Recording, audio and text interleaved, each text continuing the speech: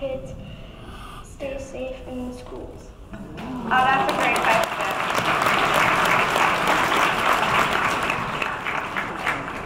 That's a great question, Jacob. So there are several things that we're looking at to keep kids safe in schools, and I would say the number one thing we're looking at is good gun safety legislation. So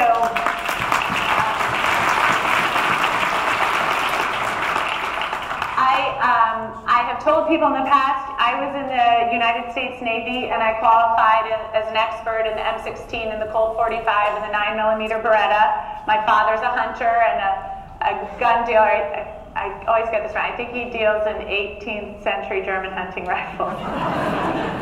We can talk to him about why. But you know, and I believe very strongly in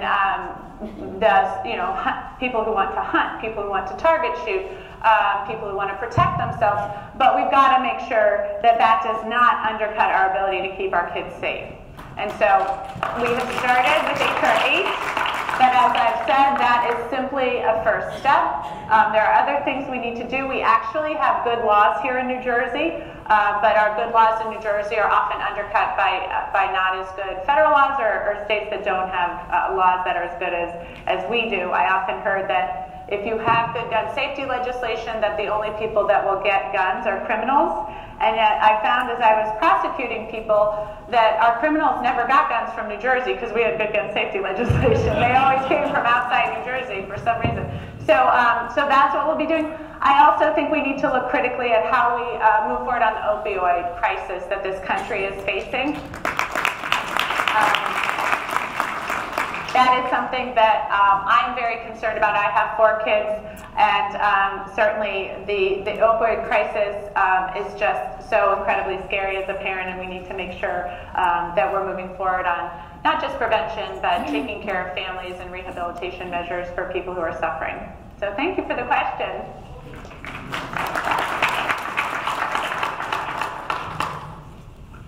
Hi, Kelly Davidson, Butler. How are you doing? Good, how are you? Good.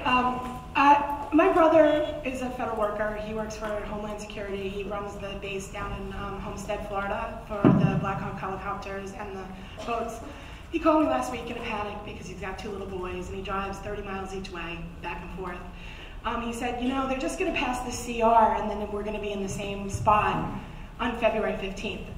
And he said, and besides, he's like, I control a building. He's like, I've got people coming in, cleaning. He's like, I've got all of these service industries, they're independent contractors.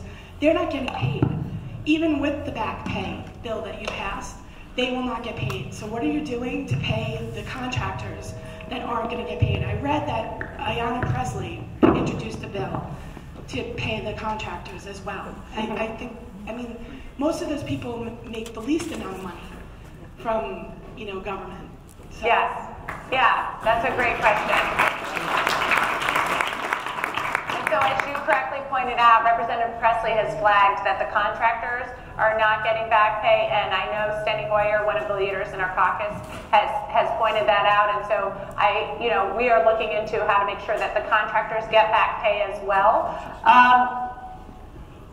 But the sort of larger problem, which you alluded to, is that this can't be, as I kind of said, the new normal. This can't happen again because even though people get back pay, that doesn't mean they're not, if you take out a loan, if you have fees and interest rates, and we're looking at how to make people whole, at least I know we're looking at a raise for federal workers to help try to make them somewhat whole after this, because we have people that couldn't close on their homes, that some of the drug trials that were ongoing and the research and development that was ongoing was set back. I talked to TSA workers who have programs that would keep us safer, and those programs, he said, each week that the government is closed sets my programs back by months, just because of how it all piles up and the stuff that needs to get done and then the next thing that needs to get done and the next thing.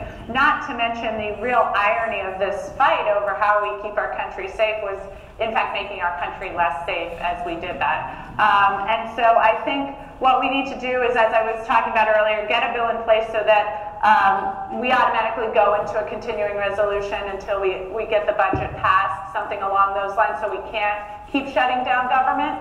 And then we need to have that bicameral, bipartisan meeting so that we have a plan by February 15th, and that's already in the works. The list of people that will be negotiating for how we get government open is already made. I think the outlines of what that will look like is kind of already being kind of set on the books from what I'm hearing from leadership. And I'll tell you, the great thing about some of the new people in our caucus is the breadth and depth of knowledge that they have on border security, because I think we have some really good representation on what true border security looks like. So we have my friend Jason Crow, who secured the borders, part of the border between Iraq and Afghanistan.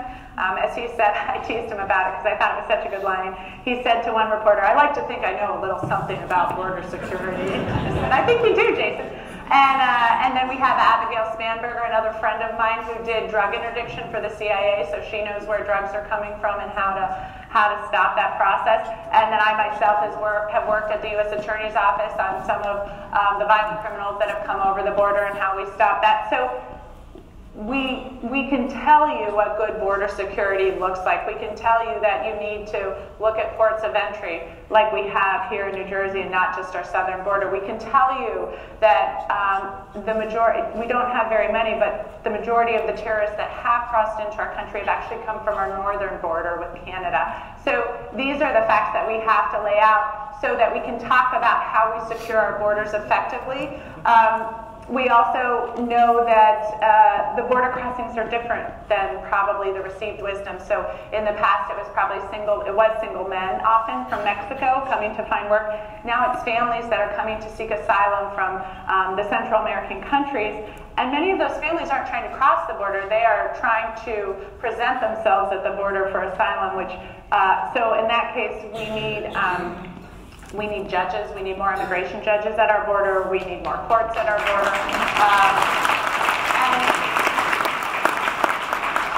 all of this stuff is being talked about in the House and the Senate with leadership about where we're going to spend our border money. I think we will be spending money on the border and border security, but we want to spend it smartly. And I have encouraged leadership. I said, I come from a state that's paying for this.